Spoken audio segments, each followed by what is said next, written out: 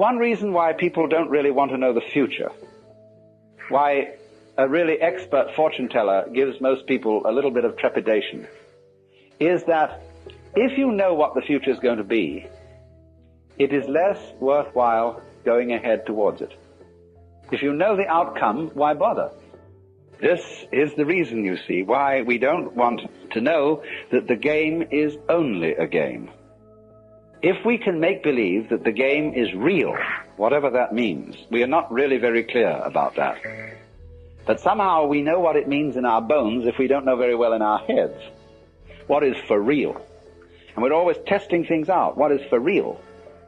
But when the whole world game becomes too real, and people become too earnest, it's highly necessary to play a new game, which is the game of game against non-game. Only on Be Positive. As how far can you get away with giving the show away about the game? Nobody really wants to go the whole hog until you're ready for final nirvana. Then you give the show away so far as you're concerned. And that's it. But in the meantime, the fascination of seeing how to put together, knowing it's a game, and still playing it. And doing this is what in Mahayana Buddhism is called being a bodhisattva. A bodhisattva is a person who doesn't give his show away completely. He doesn't simply release his consciousness from playing the human game. He knows the human game is a game, but he goes on playing it with considerable gusto. And his gusto derives in a great deal from the fact of knowing it's a game. You see, you can do that. And it's one of the peculiar properties of self-consciousness, to be able to know it's a game and yet enjoy doing it.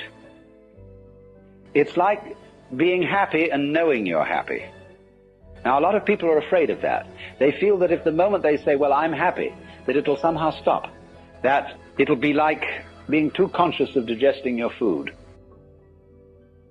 There is a point there where enjoying dinner, it very slowly merges into disgust. And so in the same way, doing something, being happy and knowing that you're happy, has about it a certain quality of what I would call resonance.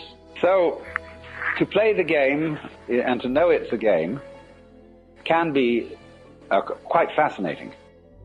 And not really giving the show away, but giving it away enough, somehow.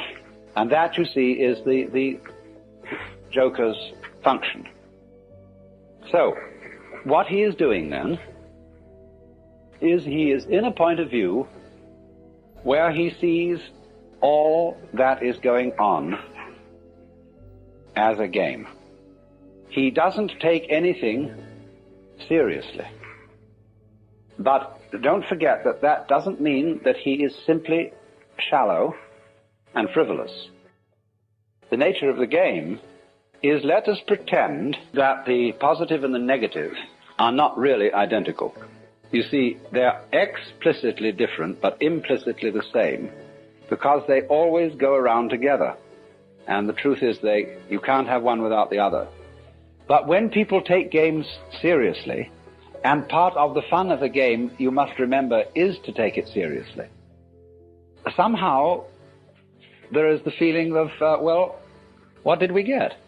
Because you step into a new dimension. Only on Be Positive. You see from the standpoint of this sort of awakening that really and truly you were awakened all the time.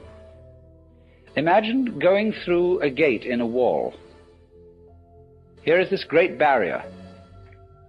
You walk through it, you turn around, and the wall and the gate have both disappeared. And you see you were always there. One of the most extraordinary things that happens in entering into a sort of mystical state of consciousness, one of the most delightful things about it, is the discovery that you don't have to stay in ecstasy. That ordinary consciousness is all right too. That is part of the whole total fitness of things. You see that everybody is, as it were, right in the place where he stands. In the spring scenery, there is nothing superior, nothing inferior. Flowering branches grow naturally, some short, some long. So from that standpoint, you see, everybody is seen to be a perfect manifestation of the Godhead, or of the void, or whatever you want to call it. Everybody. And even though the very fact that they don't know it, and that they're unhappy, that they quarrel, etc., etc., etc., is still a manifestation of this. All these processes of conflict build up the ongoing miracle of the garden itself. So in the same way, things that you see in yourself as neuroses, as forms of ill health, as things that you shouldn't be, they are your slugs and worms. And there is nothing at all in your whole being that's unnatural.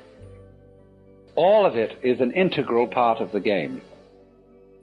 And if you weren't as awful as you are, you might be creating very serious trouble. The universe in its grand design has nothing special to do with morality, or rather no more special connection with morality than with anything else.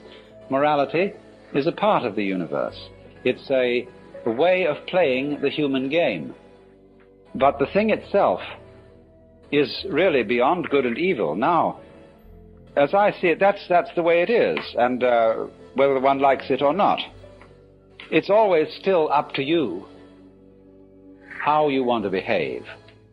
If we try to get people to behave decently by scaring them and saying that if they don't behave decently, they'll be out of sorts with God, this doesn't help at all, because it merely inculcates a new kind of fear and a new kind of false basis for morality. One can only be moral because you like to do it that way. There really is no other reason whatsoever. And to try and find other reasons always perverts morality. In just the same way, the powers of the universe, the power of fire, the power of electricity, the power of steel, they are neither good nor evil. You can use either one for the blessing of people or for their destruction. And so the truth itself, the foundation reality of the world, is something like that. Although it does have this certain edge to it, and so does all human activity. And the edge is something like this. Only on Be Positive. Those powers that we call positive are always in a process of overcoming those that we call negative. It's the nature of the positive to win and the nature of the negative to lose. But win and lose always go together. Nobody wins unless somebody loses. Nobody loses unless somebody wins. Their relationship is transactional in the same way as buying and selling. But if it were the other way round, you see, if the negative were always in the situation of overcoming the positive, you would get a universe that would not be a continuing game. It would be 100% tragedy.